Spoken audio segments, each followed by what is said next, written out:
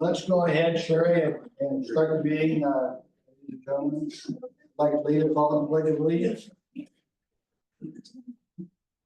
Pledge of allegiance to the flag of the United States.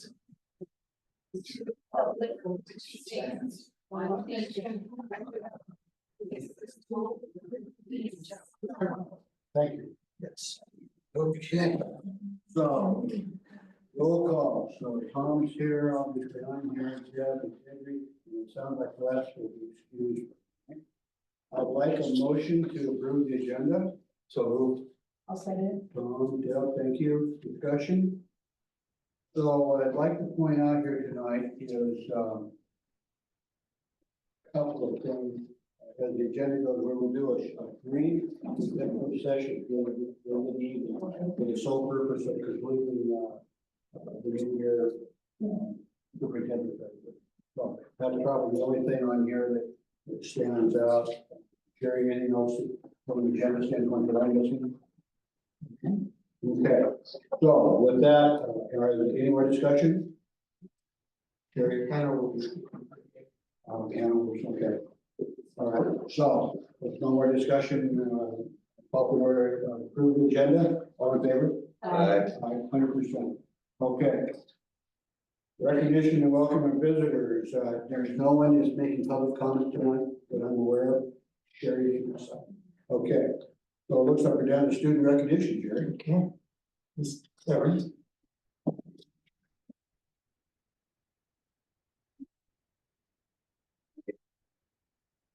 This is Aurora, and she is amazing. And she works hard and is willing to help anytime that I ask her for help. And sometimes I don't even have to ask. She jumps right in and helps out wherever she's needed and is always very polite to everyone. It's been wonderful to have her in class. All right, so you are being recognized as student of the month. Congratulations. Anna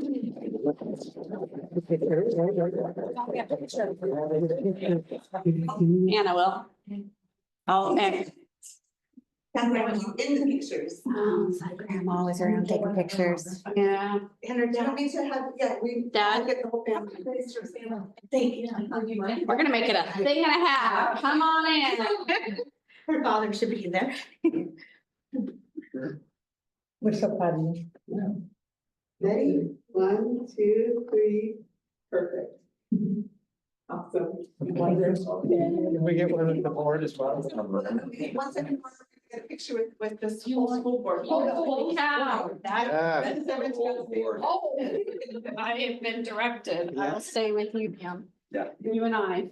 Do you want to keep this one? Yeah, I would love I just be able to. Lovely. 1, 2, 3. Leaders. Excellent. Thank you. You missed. Oh, we'll do it again. This is Aurora. Yeah, we're fast. We're on fast forward. No.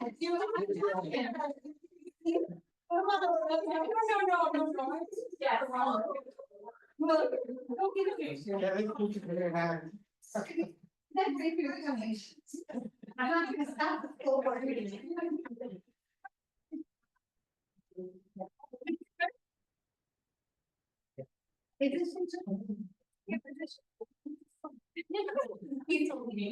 Okay, we're done.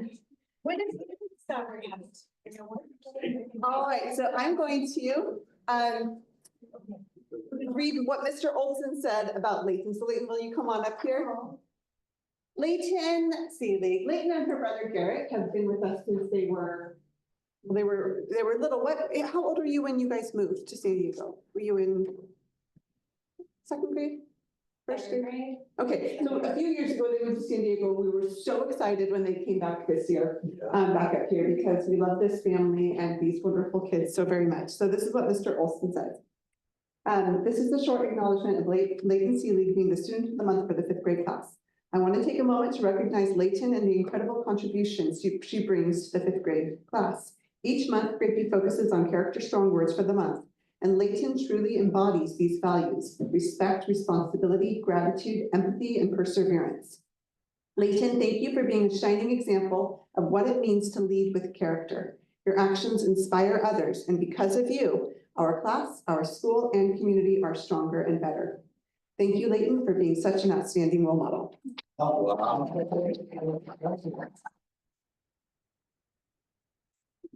Great job, Layton.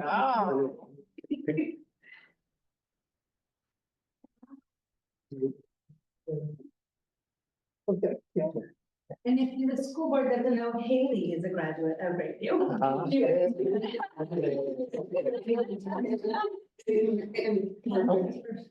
Mr. Grubbs, you want to go? Sure. Wonderful. Okay, now we're gonna get some school board pictures, so you gotta stay put for just a minute here, okay? They like this so that when you become rich and famous, they can say they knew you. Thank you, everybody. Thank you. And Layton was Nice just work. basketball practice, which is why she's wearing shorts when it's 32 degrees outside. I don't let her drive me. All right, 1, 2, 3. Leaders. Perfect. Good job. Congratulations. Well done, Layton, well done.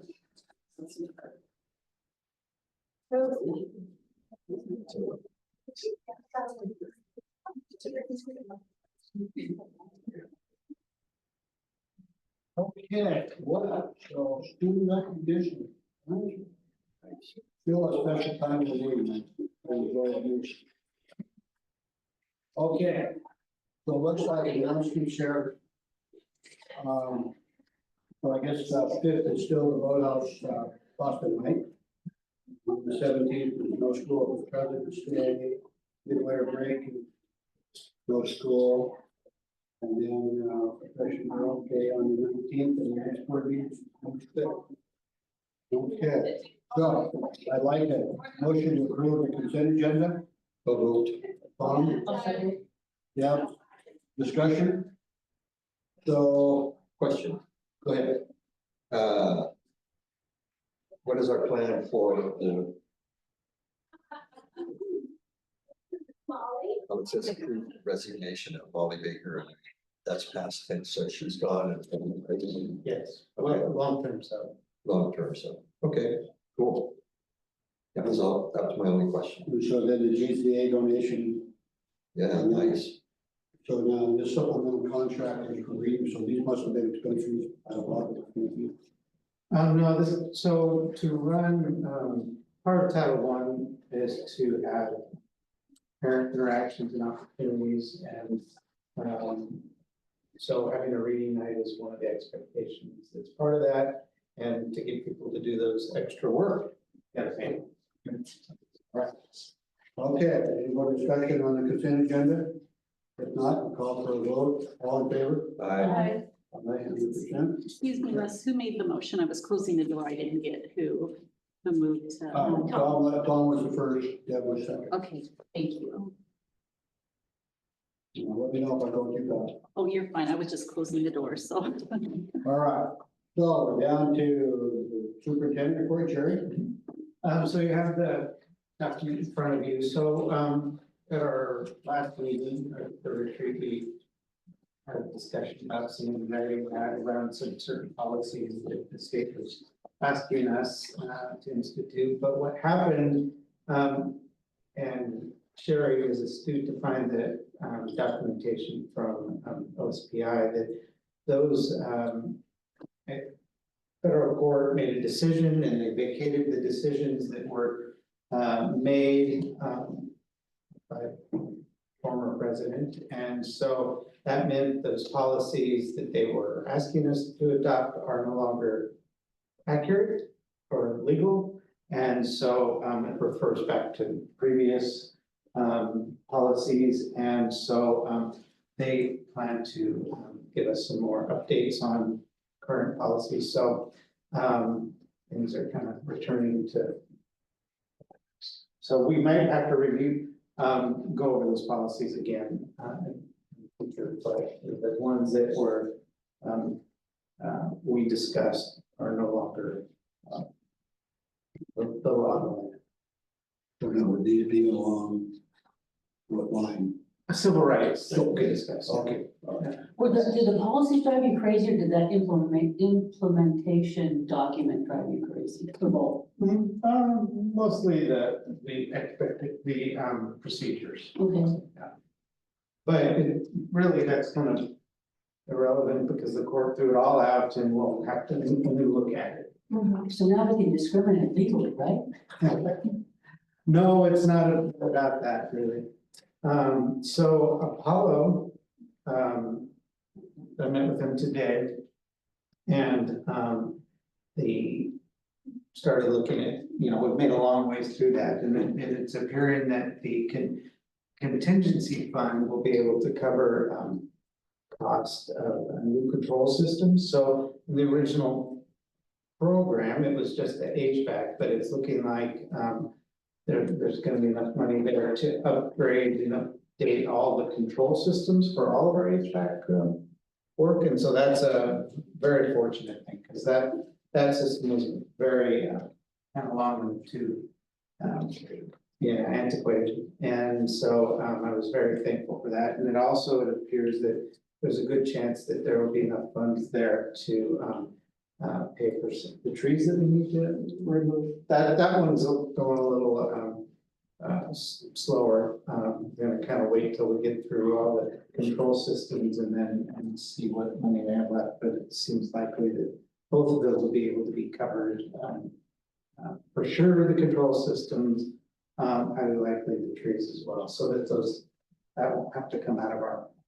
And the control systems control all the HVAC? Yeah, right. So right now, our system is very old and it's on a laptop down in the basement, and the new system would be updated and upgraded to modern standards, and it would be web-based, and so that Tony or I, or Hannah, whoever they have access, can log into the systems and control our HVAC systems. So many computer. Yeah. Because the exciting part about that is that it was gonna go out eventually anyway, probably sooner rather than later. And so to be able to have, that would be great. And the funds are available because the work that they did came in. Yeah, Cost came in slightly under the. well, there's two portions. There's cost savings and then there's contingencies. Okay. So I believe the cost savings we're using for the well. So not only we'll cover that, but we'll also be able to cover this. Wow. I'm very grateful for that. So before you leave this, when you talk about the tree removal, now is there a guideline that you're following as far as the perimeter that you're trying to establish from the trees? Is there something, or is it like, I just feel like we need to move the trees farther away from the. He identified a number of trees. Who's he? Dave McLean, the Insurance guy? no, he's the superintendent of the project. He's not even, he's the boss of the superintendent of the project. Who's been here, and he said these things are really problematic around the. Oh, I see. And it's not on the whole property, it's the ones that So affect. he was looking at primarily from the control equipment basis. Yeah. As opposed to a fire. Right. Yeah. Okay. It's all about the HVAC. Okay, I misunderstood. Okay. All right. That's a great deal. That's What you just described to us is a great deal. Yeah, they're taking good care of us. And I must admit, I was worried when it started, as you well knew, but I'm certainly pleased with the end result. Yeah, so far, we're very pleased. We're not done. So, I thought you guys should know this. I've gotten a lot of comments from various people around various parts of the state about my presence on King 5 News. I attended a hearing OSPI was having on 20-minute lunch rule they were going to create and require kids us to institute. And me and almost 100 other superintendents and district directors of various kinds showed up with a whole lot of anxiety around that. Not because we have trouble with kids having 20 minutes for lunch, and which is how it looked in the news. Like, we had trouble with kids having the whole 20 minutes for lunch, and that was like, they were dumbfounded that we would be against that. But the rule that they wanted to institute was that 20 minutes would start when the last student finished getting their hot lunch. And so what that really did is it created us 30 minutes in it or more, depending on the lines and whatever. And the one mother who talked and the food service people, they're like, that's not enough time for that last kid to have lunch. And I don't disagree with them at all. But one of the things that they didn't understand was the struggle around that extra time and how it creates a problem for us with management of students, because students are all over the board in terms of how quickly they eat their lunch, and our ability to, some have cold lunch, and so they've been sitting there for 30 minutes or more, and others they won't finish their food no matter how long you give them, right?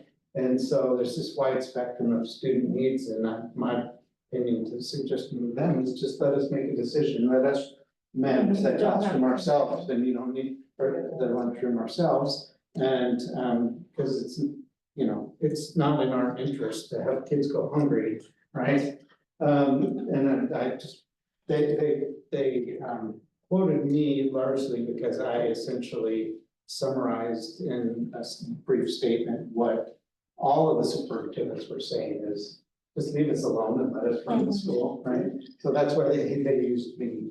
But a lot of it got, the minutia of the proposal got kind of left out. And so there was some talk and talk radio and different news channels. And so my face was the face of that issue.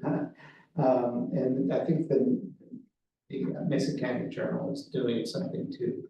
They actually talked to me and asked me about it. So some school districts have schools that were built for 200 or 300, and they have 400 or 500 in this.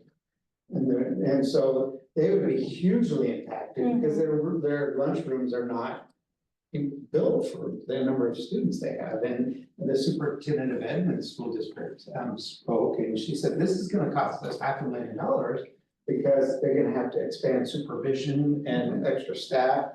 And sometimes they have lunches already that start at 10:30 and finish at 1, so that they have time to get them all scheduled during the day. And so I don't know if they heard us, but anyway, they certainly heard me because I was on the news. And I wanted you to know about that in case anybody spoke to you about that. Yeah. And the other thing that nobody clued into, and I didn't until just kind of afterwards, is that part of the problem they have is they created by instituting a rule a year or two ago where they said we had to have recess before lunch. And so what would happen when I was supervising lunches more closely for many years is that kids would come in and they would eat, and the slow kids or the kids that were playing or not eating, we'd have them, let them sit there and finish their lunch and then go out to recess, right? And so that has changed when they had us do recess first, right? So because of the sequencing, so they created a problem. And then they're trying to create a new problem in order to solve the problem they created. So anyway, that's all the details on the controversy. People ask, I'm okay with kids having a 20-minute lunch. But the details of it got lost. So anyway, my last item is thank you for all that you do for us. You volunteer your own time freely. And you care about the kids and the school, and that's obvious. And so there's a couple of note cards there from others and, one from me as well, because I appreciate, all you do to make our school great. Thank you. Thank you. Very special, by the way, this third year. Very special. What do you think of the fourth guy? Me. Yeah, so the technical. No, they're just a little something like that. Okay, any more words for Jerry? If not, Shannon, you're next. All right, so just some events since the last board meeting, the Wizard of Oz, I know some of you were able to make it. It was amazing, so proud of the kids, and once again, Miss Shannon, inspires our kids to perform in ways that I've never seen, as any school, and then how small we are, and yet what she's able to inspire these kids to do. So just getting up there is already challenging, but then they're up there in character, they're participating, they're active, they're engaged. She's, Do you see the growth over that? Couple months to get to, from Yeah. where you start to where you end? So from September till January, big time. And so, both my girls went, when they were here, they did shows with Miss Shannon every year and they loved it. But to see these kids who didn't want to do theater, and some of them are 8th graders, and I would get phone calls, I got phone calls in September or August from parents saying, please encourage so-and-so to do theater. This is their last chance because they're in 8th grade and they'll never have another chance like Grapeview Theater. So out of the 3 parents who requested, I got 2 kids that I convinced to join. They were begrudging it at first and they were so excited. One of them was the Scarecrow and he was so fantastic. They just were so great and I'm so proud of them. So there's huge growth from the beginning till the end of just, they get so into their character, they get excited, and they love performing, and they all work so hard. So there's 2 Saturdays that they commit to as well, where they help paint the sets and help organize costumes and set everything up. So the show from start to finish with volunteers, but is still led by the kids. The kids design everything that you saw painted. We have a lot of adult volunteers who help us build it and paint it, but the kids design it. So they, on small pieces of paper, draw out how they want the sets to go. And then they turn those into triangles, and that's the design that, we put on those big panels, so. So Dave Mueller, a big factor in. Yes, Pam and David Mueller are huge in, in helping us run these programs. Pam does everything from stage management, assistant directing, helping with costumes. Stephanie Dacey is a parent who helped her mom and grandmother helped sewing the costumes this year and donating so many. So, they just put in so much time. It's really amazing. So we're incredibly grateful, but also just so excited to see them perform. They were so excited. They felt so good about it. It was a nice, it was like, speaking for myself, I went Saturday and it was wonderful. It's a packed house too. So I was looking forward. And I immediately texted all the board members and said, you better get it.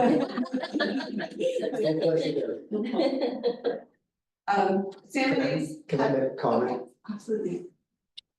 The job that the kids did, this is my perspective, they were able to do because they were loved through the process. They felt safe, they felt trusted, they felt empowered, they felt well-trained, and it showed up in the performances of the children. Just amazing. Great observation. So true. Great observation. loved all the artwork that correlated with it too, from the kindergarten to the, that was really cool to see on the back wall, the scarecrows and the rainbows and that was really neat. It's amazing because, and Lori, I remember one of the first big productions that she did was Beauty and the Beast. And she had the kids melt, or they were doing that kind of glue, that clear glue, and they were doing it on these panels. And so when she would pull them off and then she would be able to put on the windows, they looked like stained glass. So we had everything filled with things that look like stained glass for the, for Beauty and the Beast, like it's a castle. She themes everything around it. She's amazing. We're so grateful for her. The lines that they had to memorize, and they nailed them, it was just amazing. My wife and I went home and we watched the 1939 version of it again. We were watching the scenes and looking at what the kids did. They just covered a lot of ground of that story. It took me a day to get Rob to see the wizard out of my head. I kept telling It's the, I'll be honest, it's the joy of my year. I mean, I love the Christmas programs, I love all the different things that we do, but the middle schoolers are an interesting bunch. It's a strange age to be in. Yeah. And it's so hard to oftentimes pull them out of their shell and get them to express themselves and participate in things. And the way that they participate in that, what they pull off and how involved they are and engaged, it's the joy of my year. So was the cast heavily weighted with eighth graders? This year, I wouldn't say heavily, I'd say probably a third of it was eighth graders. Okay, There were a lot of sixth graders who joined theater this year. okay. Thank you. So the salmon eggs are in, you maybe noticed on your way in, we have a new salmon tank this year. Miss Breeze, Miss Goddard and Tony and Jamie have been huge in getting cleaned the new filter, the new systems, and the salmon center. The salmon are hatched, but they have their little yolk sacs attached to them. They're all along the bottom and they're huddled together, so super tiny. Miss Breeze, I think it's 130 eggs. Yeah, That we got around there. around there, and they all seem to be doing really well this year, so, we're They're not in. excited. They're in there. They're in there. They are? They're all at the bottom. Okay. They're so on the bottom and they're Okay. huddled next to the rocks, so you, Okay. there's quite a few. You can bring your fishing pole next time. Yeah, no, happen. So, and again, I asked your co-host, Chinooks, chums, They are Chinooks, good. correct? Yeah. Yes, I think they are Chinooks, Awesome. yeah, sure, yeah. All that I would ask. Yeah, the visit, the kids, the salmon center, has coordinated visits and those are scheduled, and so they'll be coming. They already came and, they teach the kids all about it, and then the fourth grade will be releasing the salmon, I think in April. To Theater, will they go to So, Theater? yeah. Mhm. Okay. The Martin Luther King Junior Assembly, was yesterday, put on by our ASB, and it was meaningful, and I think you probably saw as we came through the hall, the hand. Those we've been doing for years, but every year it's done in a different way by every class, so they draw their hands, and then they cut that out, and then they write their dreams in their hands. I have a dream. And the class comes up with a couple of dreams that they want read aloud to the whole school, which they do in the assembly. So that's a really meaningful assembly that our ASB puts together, and it's really done well. Middle school electives started today. We kicked out the end of the semester because we had the water issue day where we had to close school. So we pushed out. So yesterday was the last day of first semester. Today was the first day of second semester. And so electives started, and our electives this semester are art by Ms. Shannon, coding and robotics with Mr. Trimble, broadcast media still with Ms. Pitchoff, and then student mentors in the elementary classrooms. So they come and work with students for reading and math and supports. Girls basketball started yesterday, and we have 18 girls who have signed up for it, which is great because we've had sometimes some years a reduction in amount of girls signing up for sports just because of outside activities that they're involved in. And I'm really happy because 18, JV varsity, 10 girls, that would be bare minimum, and it's now we've got a lot of extras to support 2 teams, so that's really good. With semester ending yesterday, report cards are being worked on right now. They'll be sent home the first week of February. We are doing it a little bit different this year. Instead of mailing every single family the report cards, we are attaching them in Skyward, attaching them in an email, and sending the paper copies home in an envelope that's sealed with information to the parents going out in the one call phone, the Skyward Messenger, multiple things saying your child's report card is in your backpack today. We found that the cost of stamps and postage has gone up so significantly, and the amount of material that we put into our report cards. A lot of other school districts have just moved to posting them in email and online. We like the personal component of being able to have the paper copies, but we are sending them home with the students instead of mailing to see if this is a good move for us to go for in the future. So that's our plan with that. And it will save hundreds of dollars. So that, I think that'll be really good. Last Thursday, the 16th of January, we took the fourth graders to the Washington Center for the Arts. And they performed with, multiple fourth grade classes in the region and with the Olympia Symphony. To perform multiple pieces like Ode to Joy with Beethoven. And it was a really special time. So, Wes is actually on the board with the, Olympia Symphony, and, I've been telling them, hey, this is a great thing, you know, Grapeview has a small fourth grade, you should get them involved. Well, normally the fourth graders start getting involved, they bring the recorders up and everything in, September. And so they have these months to practice, where we didn't get our recorders until the 1st of December. And then it was because they were trying to get their numbers right, it was first thing for us, the first time we participated. Our kids were so awesome. They played the recorders with this amazing Olympia Symphony, the orchestra up there. It was phenomenal. And they played the recorders beautifully with hundreds of other fourth graders. Oh, boy. Reading the music up on the screen with the conductor. It was a really wonderful experience. So I went with Miss Shannon and Miss Goddard, the fourth grade teacher, and next year we are signed up. We'll get the recorders in September, and they will start practicing early, and they are so excited now that it's going to be, I think we're going to be a part of this tradition. That started off in Carnegie Hall, and it happens now across the country in different like centers for arts, where fourth graders get to participate in this unique experience. So Can you video that? we do, and we do have a little clip. I'm just gonna email it out. I think that would be best. I have like a 5-second clip and some pictures and things like that from it. Cool. From Ode to Joy. And I mean, recorders are an intense sound. There's a definite quality to the recorders, which can be a little intense at first, but there's hundreds of them playing Ode to Joy. But they were in key. I mean, for the most part, they were playing their notes really well. So it was really special. Upcoming things on, you know, I know you saw it in the agenda, but on February 19th, we have a professional development day. Our certificated staff will be working on the new web screens with a trainer from the ESD. A whole bunch of different suggestions, ideas, and how to make those tools more effective and efficient. As with any new tool we use, there's a learning curve, and there's, you know, updates and all these different things. And, you know, I know that there's frustrations with teachers. There's also excitement and they're discovering new things with it, but there hasn't been a lot of time. And so there will be a lot of time on that day to really work on their one screens with the trainer, and focusing on how they can incorporate curriculum more effectively through the program and more interactively, like our Character Strong curriculum, our Wonders program, different things like that. So that's going to be great.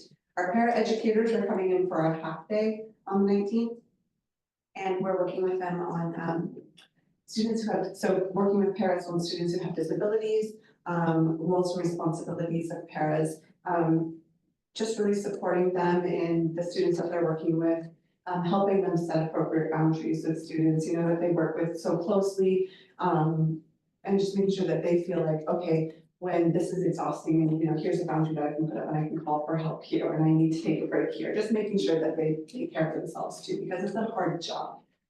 It's a really challenging job, and so we want to make sure that they know what their role is and how we can support them. Speaking of Character Strong, we are starting our first Character Strong assembly next week on Friday, the 31st in the afternoon. It's going to be focused on the month of January, which is perseverance, and then moving into a focus on the month of February, which is honesty. And we are really excited about those. We're going to do it every month. A Character Strong assembly that just really encourages the kids, focus and celebrates them, and highlights where we go with this program and why these words are so important.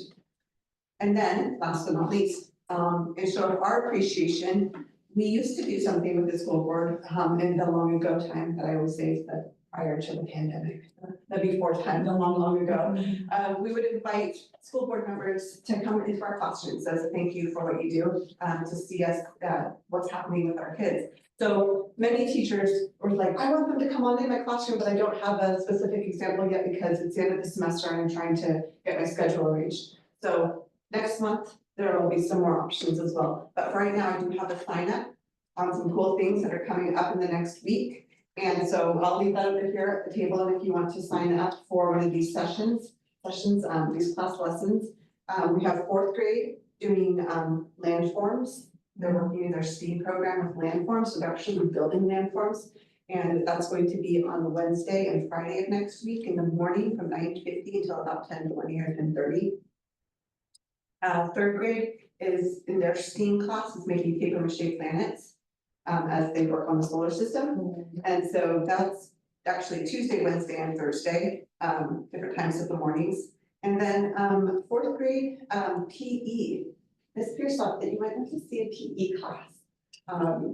And fourth grade time just works out well because where it's at in the morning, so she put that on there too. If none of these work for you, at the February meeting, I will also have more teachers who kind of have things more planned out with some of their activities, and so you'll be able to do that as well. And Miss Hitchcock just took her seventh grade class to the Capitol because they're working on Washington State history. And so she does some really neat activities with Washington State history that once she kind of gets some of those locked in for second semester, she'll have some ideas for you as well. I'll leave that right over here. And that's all. So thank you very much for what you do. We appreciate you very, very much, and that you can come in and see our teachers at work. I'm very excited that we're invited back into the classroom again. And I got an inside invitation when I was at the play on Friday night. Thought, oh, wow, cool. Yes. I'm looking forward to it.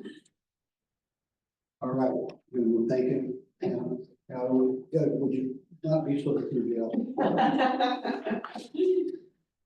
Yeah, that's wonderful. Thank you Okay. for saving that $200 Stamps. on stamps, because Andrea is going to talk about that as a good move. I'll look at how to spend it. Okay. Andrea, looks like you're up. I am. So you guys should have two documents in front of you, similar to what you've seen in the past.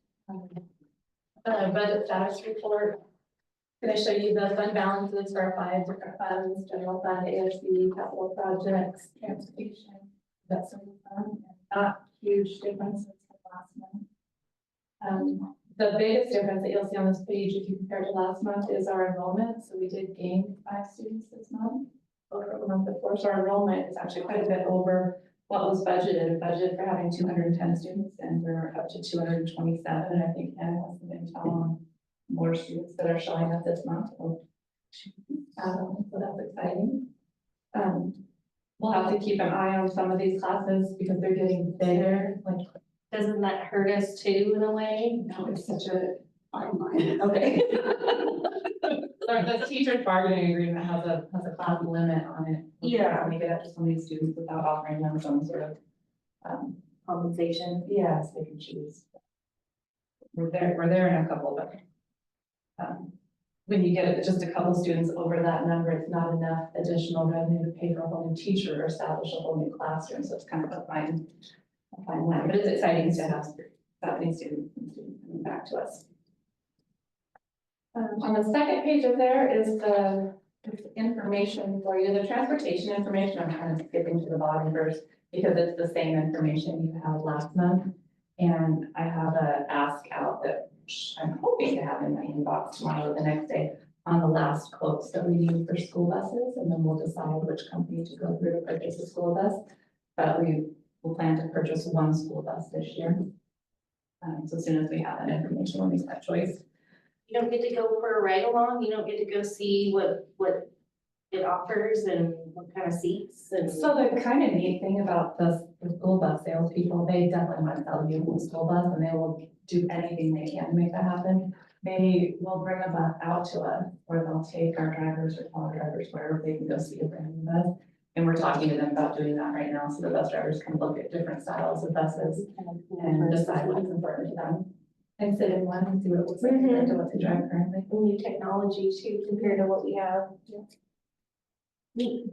So directed at Jerry too, is that I'm always I'm always interested in the bus utilization. In other words, if we're buying a bus for 40 kids, just a number, and we're refilling it to 20. So do we have a good handle on the bus that we need based upon the enrollment in the? Yeah, And we'll just be utilization. getting the standard large bus. Yeah. Cause you can use a big bus with a few kids, but, use a little bus with a whole bunch of kids, so that's just the best value of standard. Standard bus. I think that You don't really save anything, you lose functionality. There is a lot of interesting resources available on OSK's website about transportation that I was looking into just to familiarize myself with our school district. So they compare, you can do a comparison of each school district and they compare 10 above and 10 below, so a total of 20 or 21 districts. And they rank you, how you relate to those considered your peers for size and geography. And we're actually rated very good on efficiency, so the number of students that we carry and the cost per student. I was pleasantly surprised to see what our cost per student was compared to the other two districts that I know well, and then looking at where we lined up, it's really interesting. But we're actually doing really well, which you hear sometimes in talking to our school bus drivers because our buses are crowded. So we are using, we're maximizing what we have and not adding another bus that would drop that number down. you thought through, there's, and I guess this is not a comparison apple to apple, but many times you see the Mesa Transit buses, great big bus with 4 people in it, if you're lucky. if you're looking at that side. It's just- So, that was That my- has other issues. something, maybe more correct about legislative, but there, Senator Braun has a proposal out to allow school districts to use transportation funds for transportation, options that aren't the standard bus. And the reason that's valuable is because one, bus drivers are hard to find, and so sometimes school districts are scrambling and or contracting with organizations to provide transportation for McKinney-Vento kids. Because of the CDL. Yes, right. And so, it got some traction last year and this year, maybe it'll make through. There's some real advantages to that. So, to give you an example, at Starbucks, we bought a Suburban. We couldn't use transportation money, but I had saved up enough money to buy one. And at first they thought it was kind of frivolous, but then as I left, they were using it every single day because they only had one bus driver and they had 2 routes. I mean, there were only a few kids on that other route, but it allowed them to make sure every kid got to school, and it gave them some flexibility with another form of transportation. And so that could come up. We wouldn't jump into that right away, but it would be something in future years consider creating some other options potentially. Any other, so in other words, we're still holding up the 9 to 14% budget of expenditures, 377 like that, so. Yeah, we have set aside the 9%. I noticed that there's a range, so it's one of my questions, and please to talk to you about as the year goes on, but that range is. and it should be. But as long as that enrolled number is above that budget number. So the exciting thing, I skipped to go to transportation to come back to the exciting thing, the January apportionment and enrollment. So the apportionment money that we get from the state from September through December is based on our budget enrollment. So we've been getting paid all year based on having 210 students. And this month in January, the state does a calculation and recalculates all of that based on our actual enrollment. So the apportionment that we get at the end of this month and every month until the end of the year will be based on our real enrollment numbers. We'll be getting more money in apportionment than we have. Basically, 227. Do we get back pay for that? They calculate it over the whole year, so what the state does, every month, they do a calculation and calculate kind of a total dollar amount. So we get X number of dollars based on Y number of students. and they recalculate it every month. And then percentages that you see at the top of this page, I don't know, if this has been on every report before, but you'll see where it says 985. I would normally hide that, it doesn't have a heading telling you what it is. That is the percentage of our total apportionment money that we get. So they just dole out a portion of it each month and then calculate how much they've already given us compared to how much we're owed and give us that percentage. So it'll change a little bit every month, enrollment could change, every month the total could change a little bit. But the nutshell is, as long as we continue to have the level of kids that we have now, we should get one each year. We will get one each month. Then we have the first half of the year. The other caveat that I'll say, typically enrollment's also in the spring, so I'm never too excited until June enrollment shows up. It's exciting that we're at that enrollment and we're continuing to see that. On this page, and I want to get, sometimes I get confused with acronyms, but this CTE, FTE reporting average, that's not, that is the same, that's the. That's career technical ed, that's that one class with the 5 kids, is that, how many kids are, who can count? At the beginning of the year, there was 3 and then it went up to 4, and I think their second semester. It's like more than that, it's like 5 or 6 now. But the 0.18 FTE that you see, when we take a whole student, like one student, and we break up their classes, our middle school classes, 0.18% of them sit in that one class. The rest of it, if they're a 1.0 FTE, the other classes might be math or reading. That's what it's. That's what there's, that's where you get the four kids, 0.72 times. And there's over 20 kids in that class, but a lot of them, or there's like, I think there's 19, but a lot of them are 6th graders and 6th graders don't count. Oh, I was wondering that. CTE. So what do they count, is 70%? 7 to 8. 7 to 8. Even though we're not a junior high. Okay, thank you for, I looked at that, and think, God, it's the same. Okay, thank you. So we do get a little additional funding for our CTE program. We haven't received any of that for the first part of the year because we didn't budget to have any kids in CTE when we did the budget last spring. So now that we really do have kids in CTE, we'll see additional funds show up. We have the one certified teacher. Correct. We'll add more just For now, that's the goal. Yeah. 227 FTEs, that's a good kind of problem to have. Yeah, one of the things that came up on our output was, and we're gonna talk about this in Jerry's video, is an audio presentation of what Grapeview is from the school. And that was one of our discussions at our offsite, so we're anxious to see how that pulls together, because it supports what you're doing. Nice job. Nice job. That's all I have unless you have any questions. No, how is with the McDonald's for, the ASB, do we get how much funds and all that, do you know? I don't know yet. Last time it took like several weeks. Okay. Like, there were so many people there. Trying to make it really big, dang it. I know, they get, God, I think it's $1,100 and some dollars.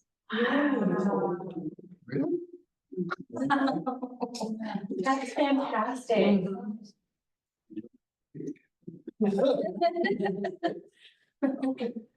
So, we're gonna move on here. Andrea, thank you. Nice job. Okay, where do we stand here? What's going on next? We're down here now, new business. So, what we're going to do here is, as the executive session, we're just to basically go over Jerry's mid-year step one tonight. And my goal is that we could maybe collectively get enough comments back and filling this out, and then I will go ahead and put together a final overall Yeah, good. consensus. So anything more that we need to talk about there? And then the operating agreement. So in our packet to signatures, or I think Tom, you've got it, is our new operating agreement. And I believe everyone signed it except We will have to catch up west when we have. So. Another product of our offsite. Okay, so unless there's anything more that needs to be done here, we talked about action, would be the signing of the operating agreement. We will do the major evaluation at the end of the meeting, executive session, so I think those are action items. Okay. Item 13, legislative update, Tom.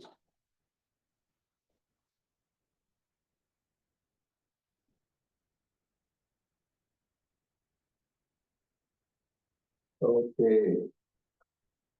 You guys have in your possession this packet of information. Are you gonna stay through this exciting portion, because we have one extra one here that you can look at if you'd like.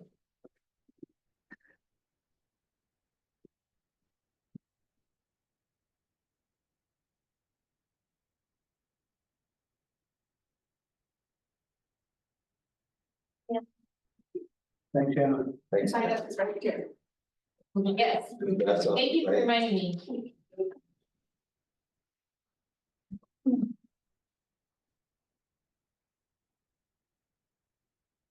This is a lot of information. A whole lot of information. And the actually, I want you to look at this single page first.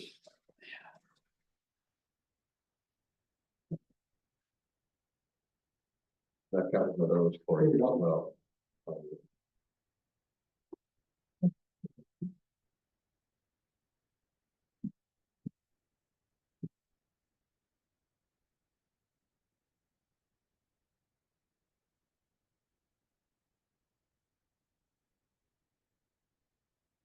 If you look at the bottom of that single page, it says the current legislative session started January 13th. Today's the 22nd. We're talking 6 days if you throw out the weekends. But what I know, and it would be good for you to know, is that because they have weekends doesn't mean that our people who represent us in the 35th district just go home on Friday night and cruise, because it's mayhem and it's deal making and it's trying to get good things done, et cetera, et cetera. It's a 105-day session this year on the odd numbered years. And I think it's a 60-day session on the even numbered years. So somewhere around April 30th, they'll draw it to a close. So I don't have a lot of information that I can report on what's transpired so far, but I can tell you with certainty that the wrangling and the emphasis and deal making is going strong in Olympia. And I can also tell you that the new governor has made some very interesting statements about how he wants the legislature to look at what's going to happen in this next year and the next couple of years. And he has identified that, and I'm paraphrasing what he has said,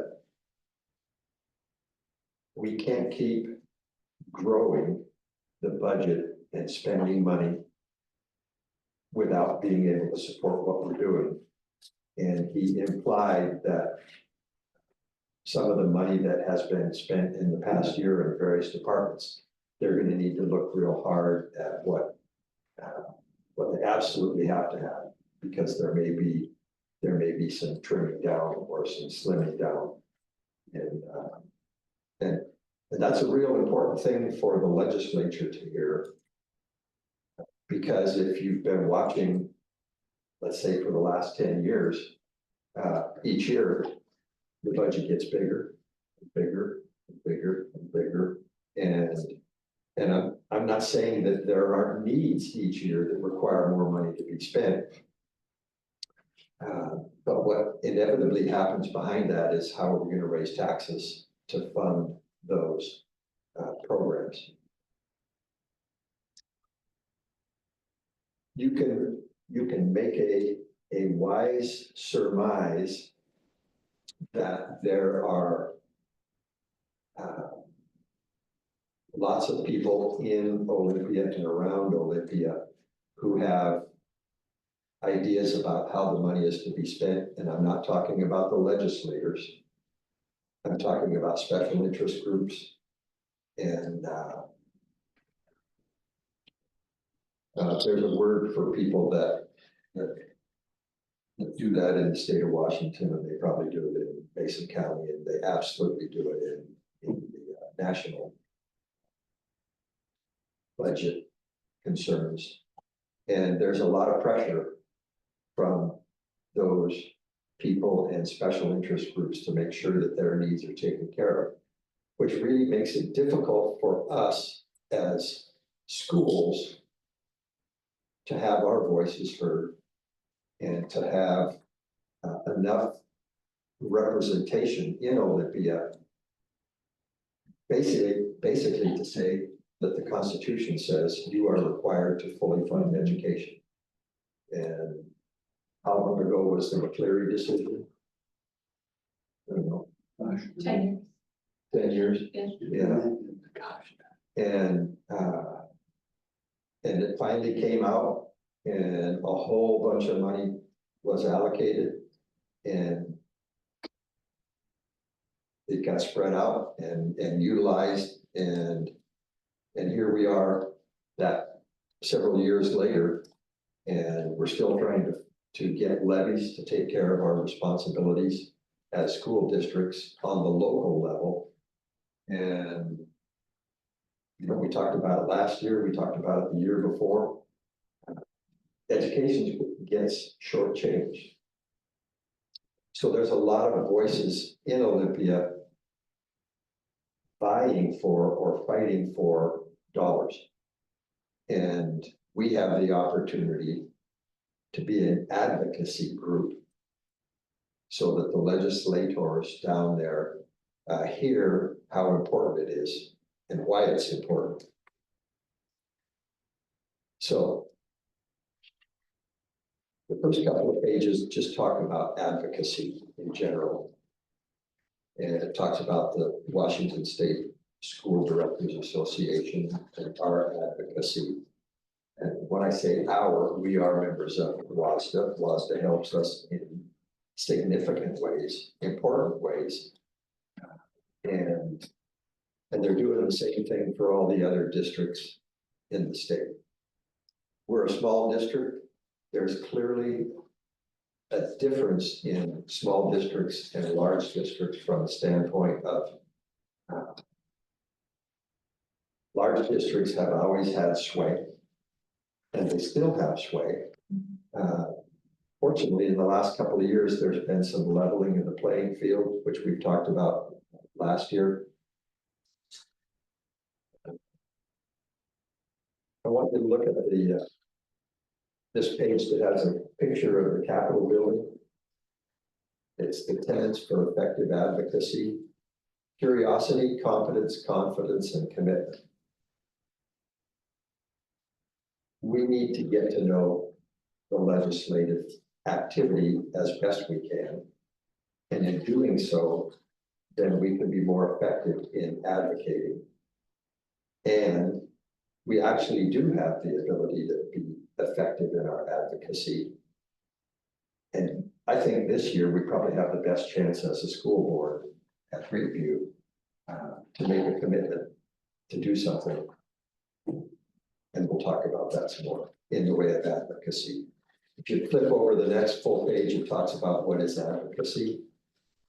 I like the second bullet point. It says it includes activities and publications to influence public policy, laws, and budgets. And then the bottom bullet point is use facts, relationships, media, and messaging to educate government officials and the public. Well, one of the easiest things we can think of when we do talk about that is we have 3 representatives, 2 reps and a senator in our 35th district.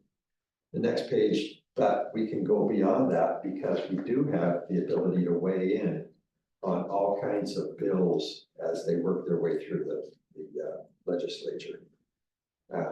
We can provide testimony. The next page talks about that. We can meet with our legislators. We've had them come here over the last couple of years and talk to us. We can write an op-ed, we can present at a public meeting. And I'm going to stop right there. I want Jerry to talk about what he and some other folks did just recently. I signed in to the Legislative Ed Committee and indicated my support for legislation they'll be looking at tomorrow. It revolves around what we call the big three, the transportation, the special ed, and the MSOCs. And so I got on their side, marked that I would be for that, support that legislation, and put my name and address and phone number. And I did it for each of the pieces of legislation. And so I tried, I can forward you the directions so that if you wish to do that, you can. Please. I tried to do it on my own and it was confusing, but I got some directions from the ESP and was able to make it happen. So I did it, Nikki did it, Cindy did, and Hannah did as well. So I'll forward that to you first thing in the morning. Good. So that you have that.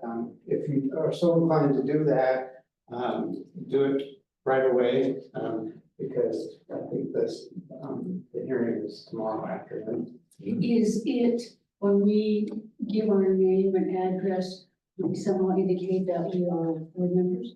Is there a place? I didn't see a place for that. Basically, what I did is I ended up signing in more as my residence where I live. Okay.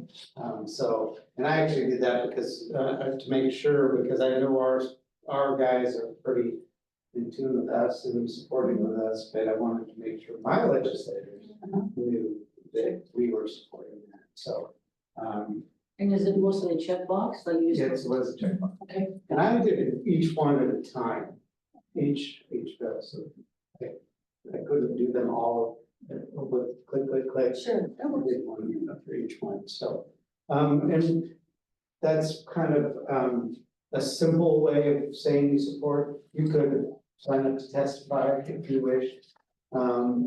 Or you could write emails or more involved. That's a good way of simply taking, 20 minutes of your time and saying that we want, make sure you know we're here and we want to do this. One of the ways that we can support our legislators in our district, the information is on this single page that you have.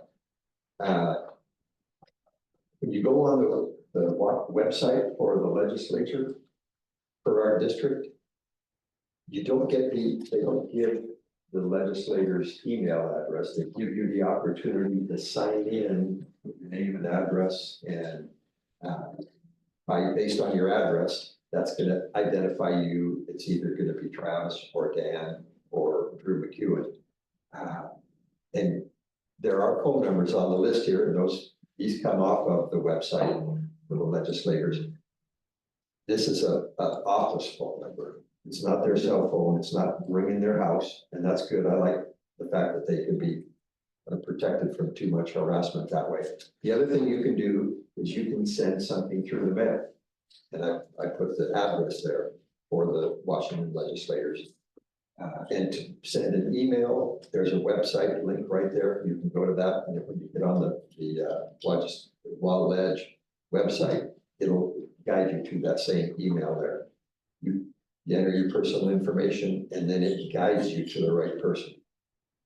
So I'm part of the WASDA Ledge Committee, and I tune into their weekly Zoom meetings. And one of the things that was brought up in the last one was, you've got legislators that are really helping you, especially in your district, and they deserve a thank you, which is why I put down there, send that email or write a card, drop it in the mail to that address. A card of encouragement, a card of gratitude or thanks, a card of support, or an email of support, and guidance for any particular bill or agenda for or against. We're very fortunate in this district. The guys that we have are very pro-school. They're connected to us. They realize that we're not just a lost child out here in the suburbs of Mason County. We have a lot of time, and they're going to be putting a lot of time and effort into it. So, Jerry mentioned the big three: transportation, special ed. Special ed is number one. Transportation is number two in MSOC. And that's a very important one, because we don't have enough of that, which forces the circumstance where we get put in a bind, and if we don't pass a levy, we don't have the money to accomplish that.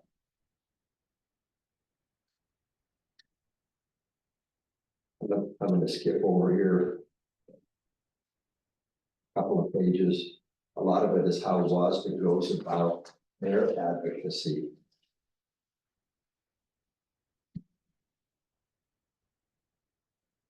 I like it. There's good education in here on how a bill becomes a law in our state and why we advocate for those bills to get passed.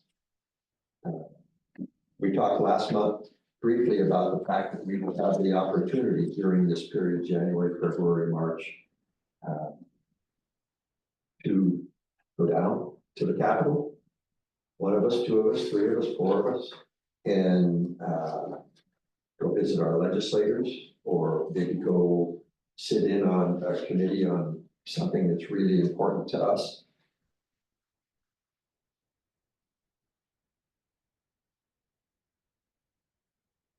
And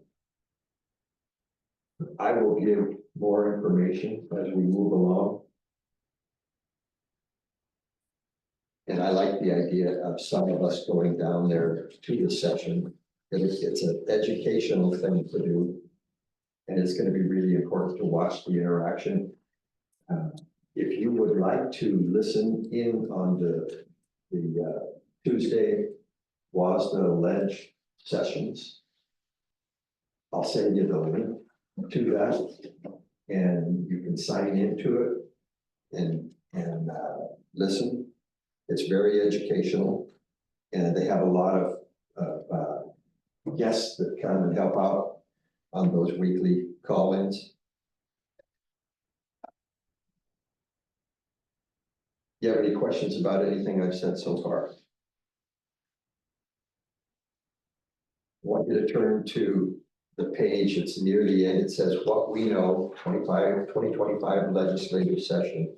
We're just going to look at those 4 blocks there. To move the needle on any funding issue, we will need everyone to advocate regularly. Bill pre-filing has commenced, more are on the way. Governor's proposed budget is unlikely to have significant impact over the final budget.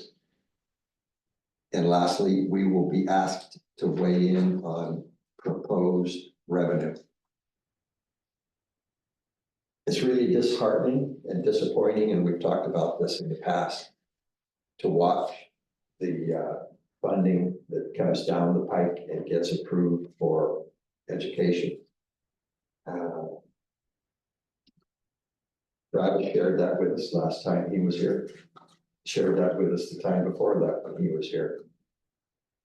I think the important thing for us is to not get disillusioned or get down on what transpires during the session, but to help our legislators and what they may guide us to do and where to put emphasis. And Jerry can also help on that, because Jerry's involved in his association that is teamed up with WASDA and one of the other, there's a third group that's part of that. And they're the ones that put their collective minds together and made the decision on, we're going to focus really on these big three. So remember, we gave 10 recommendations of where we wanted to see money spent and emphasis put. And we can review those 10, because there will be bills that will advocate or look for those, or need advocacy to look for those. But these three groups, WASDA, WASA, and the other group, I think their combined effort will have better impact this year than we've had in the past, when we've had three separate entities advocating. The other is the Principals Association. Principals Association.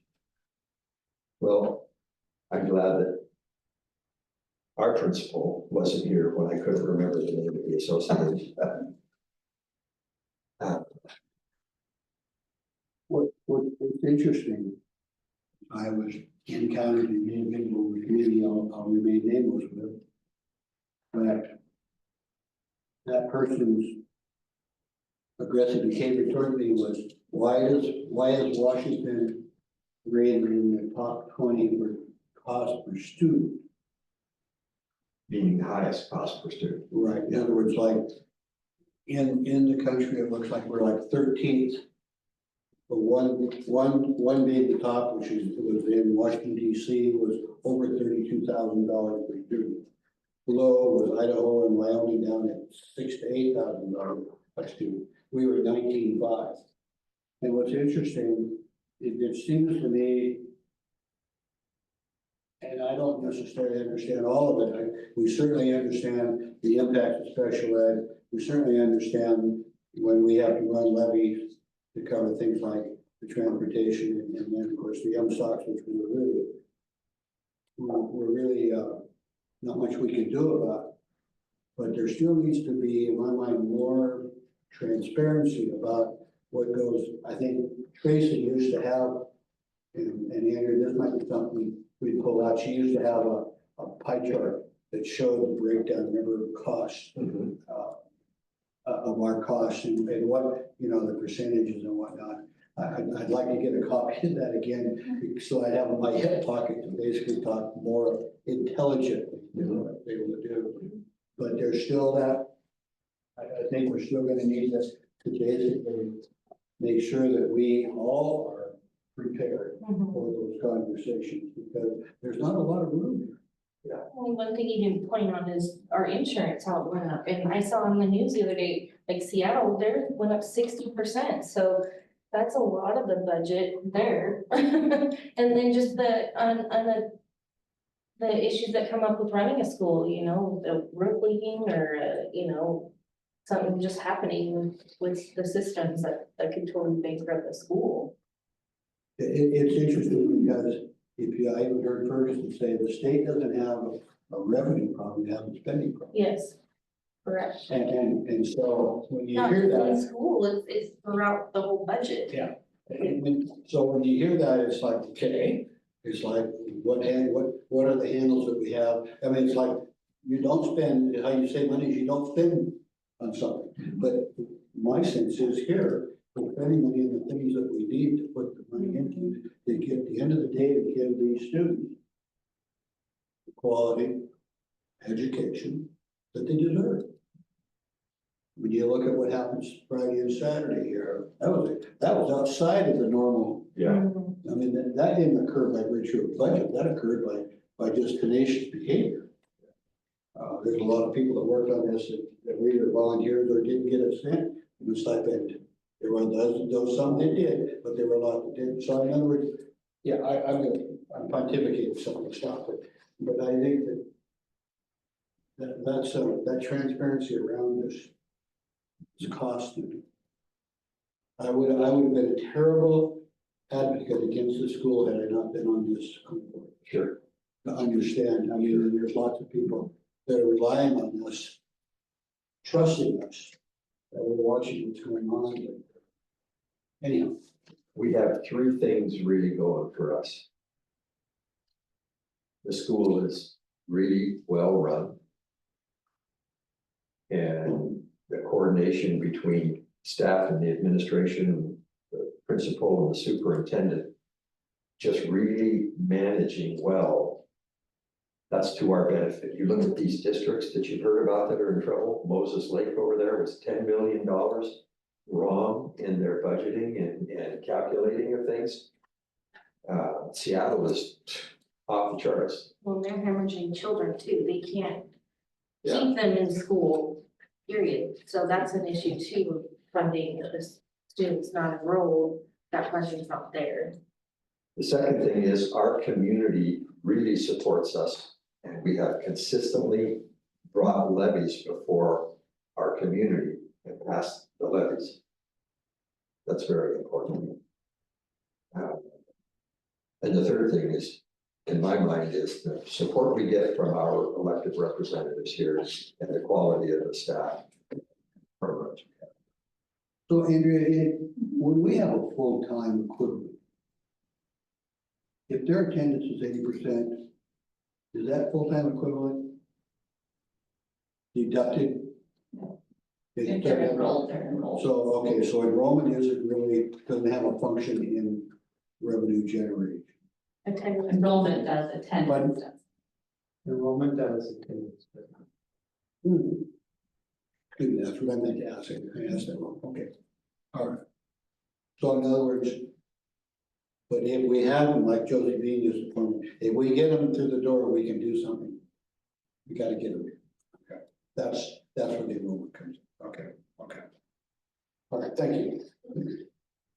I don't have anything else right now. I exceeded my time. Thank you. So do you have a view if we were to in mass go to Olympia, do you have some, is there an optimal time to go there to be present during some phase of?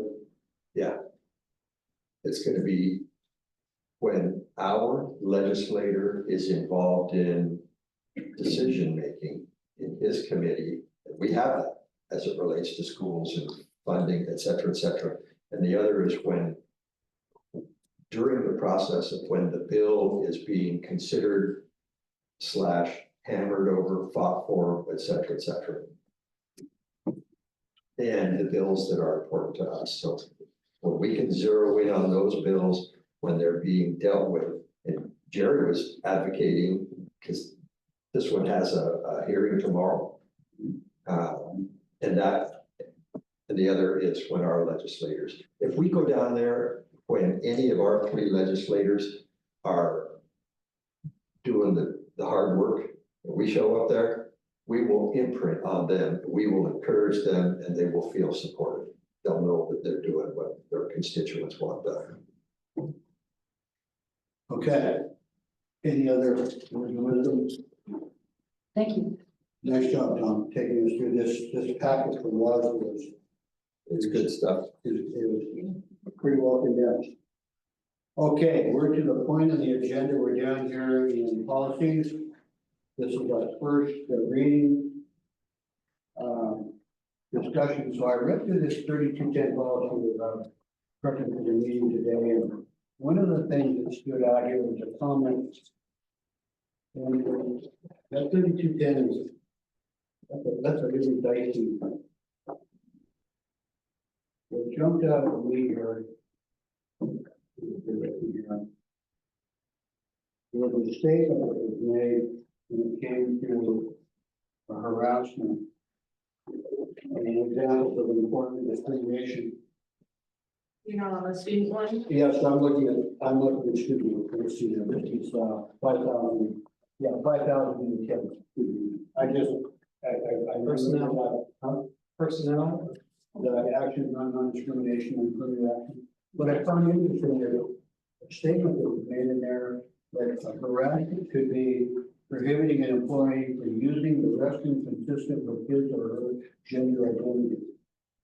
When we had this discussion at one point about gender affirming students, and that we had assigned a document that was gender neutral.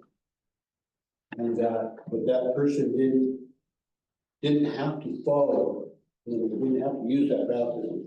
And then in there, what we had is that if they chose to go to the young lady's restroom and it was that we had the ability to make sure that that bathroom was vacated.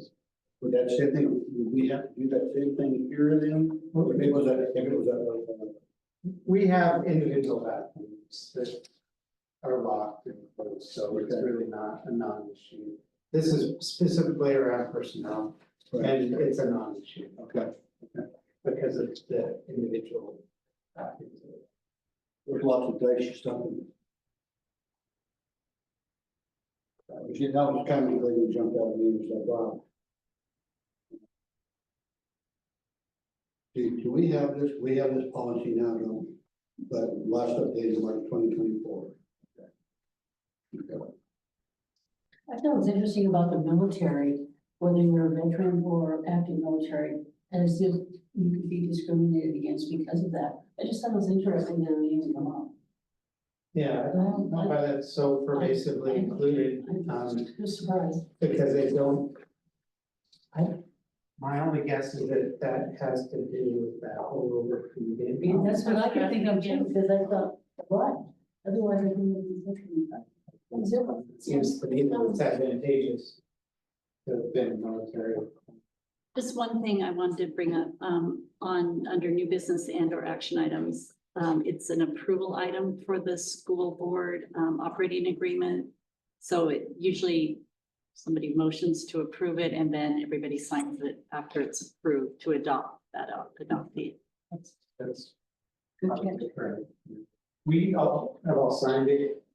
And giving our approval, but I think she's right, that we probably should, because this is an action. Then we I'll make a probably motion should. to.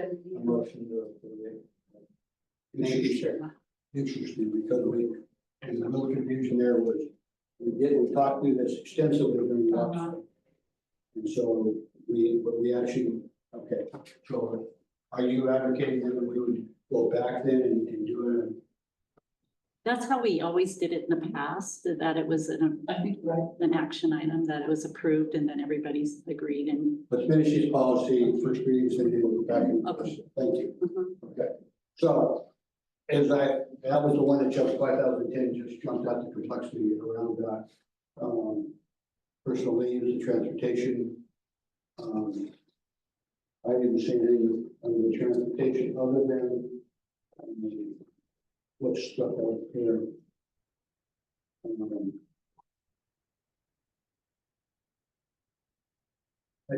Once given a year, we had about, let's see, parent yeah, and the parent or guardian of the student who is assigned bus stop beyond the maximum walking distance may receive reimbursement for private transportation at the state mileage reimbursement rate. Is that ever occurred? I'm not sure we're doing it here. I have a student at my other school that, they live kind of on a back road and on gravel and, it's a little bit rough, so we don't feel comfortable sending a bus up there, so we pay them to. Some sort of a voucher. Yep, mileage. It happens often at larger districts with a large special education population, where those families don't choose to. follow. I was trying to understand the term infant. Is that an age, is there an age group associated with that in that policy? What was the?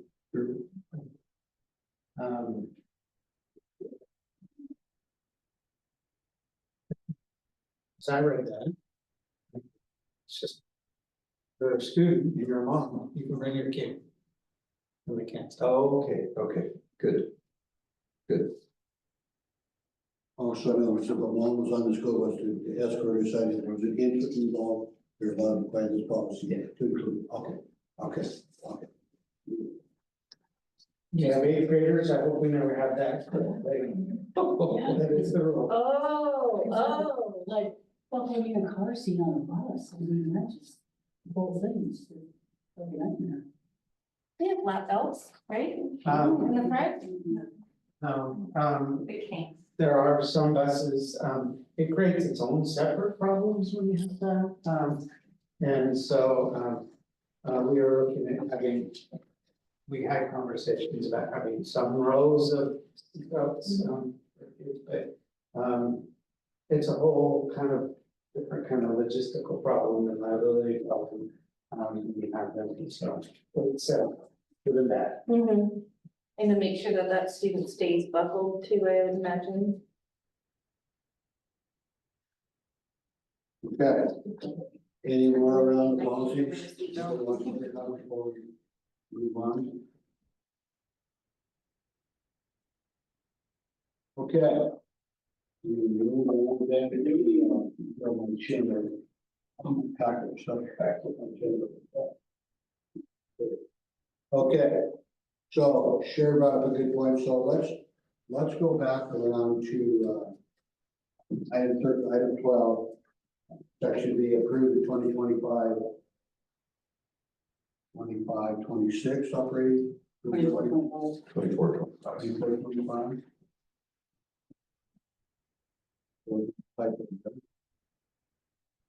So what did we have on the document? It is 24, 25, okay. So I'd like a motion to approve the 2024-25 school board operating agreement. So moved. Second. Deb, okay, discussion? Okay, so we went through this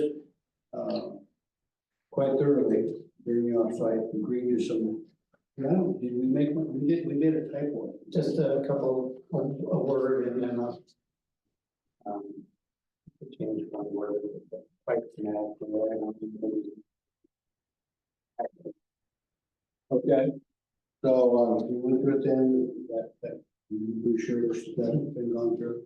Okay, let's see, was there anything else you said? So we got the document, so I'm gonna, no more discussion, we call for a vote, all in favor? Aye. Aye, 100%.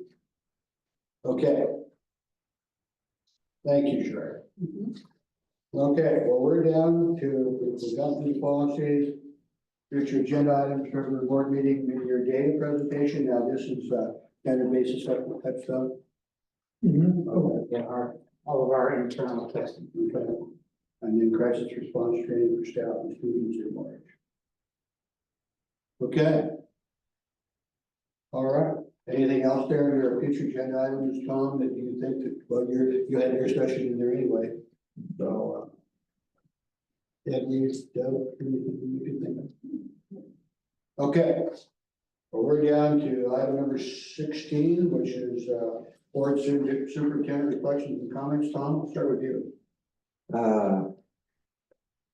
don't know, I was so impressed and had such a good time with the play last Friday night. It was fun to listen to Hannah reflect on it, and it gave us a chance to talk about it a little bit.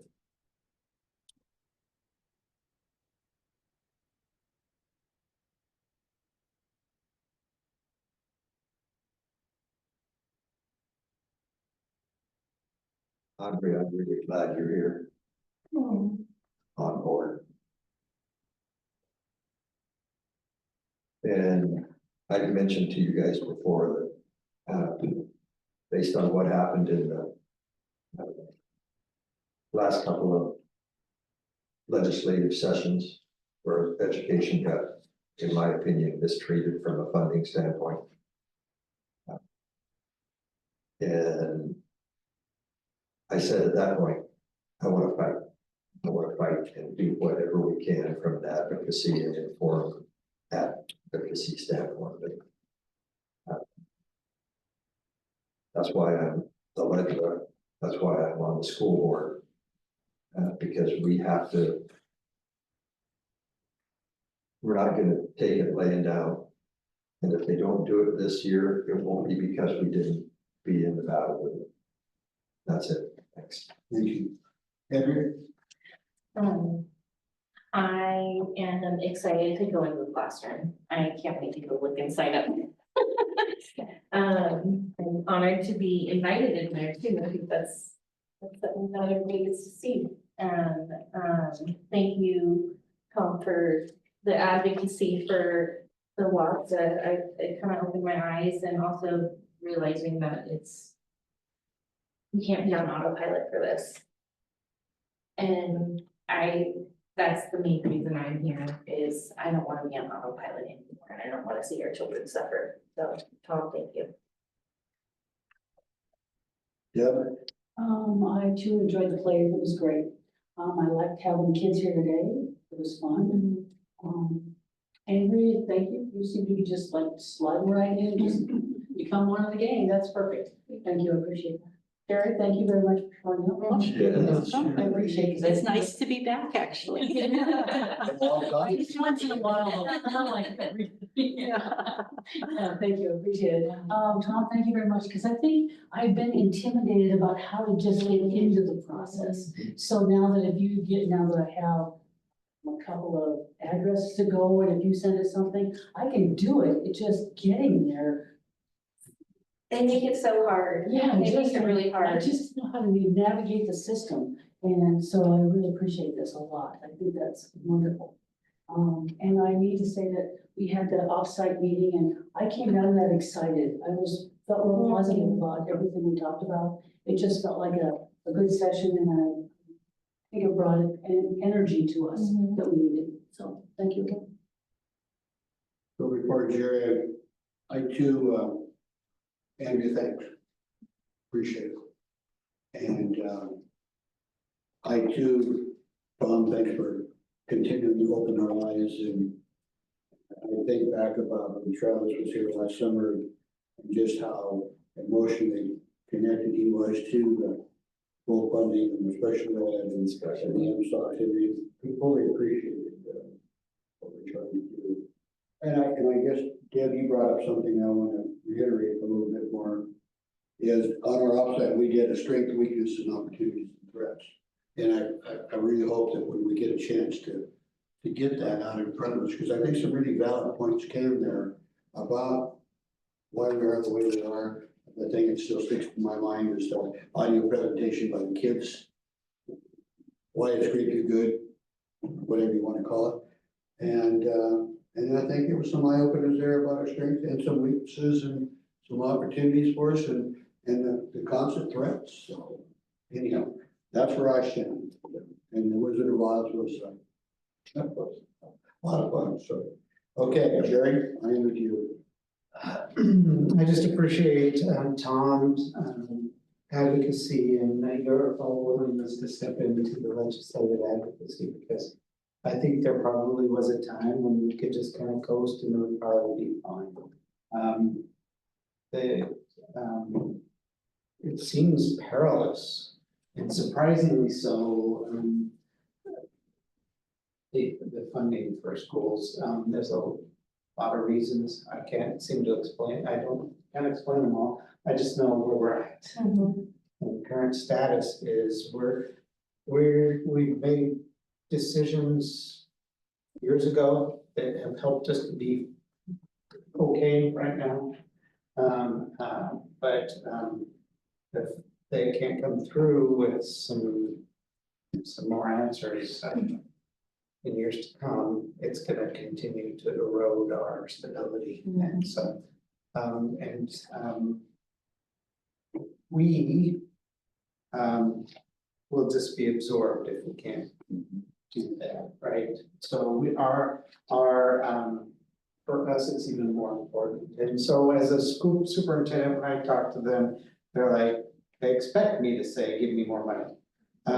But the school board, you guys are elected officials, just like them, and you have an insight into what the issues are in our financial situations. And so I think you're well positioned to have a voice perhaps even greater than mine in the process. So thank you for your willingness to step into that. We love, let me back up, when we were working to get the levy passed, we weren't really allowed to do anything on school property because we weren't allowed to affect voting in the school.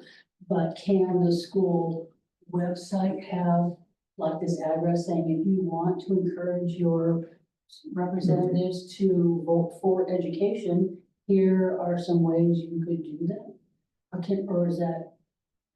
You can, we could make information available to engage in the process, yes, yeah, that can be done. I mean, We can't champion one way or another as from our website, KU School Funds and Resources for that.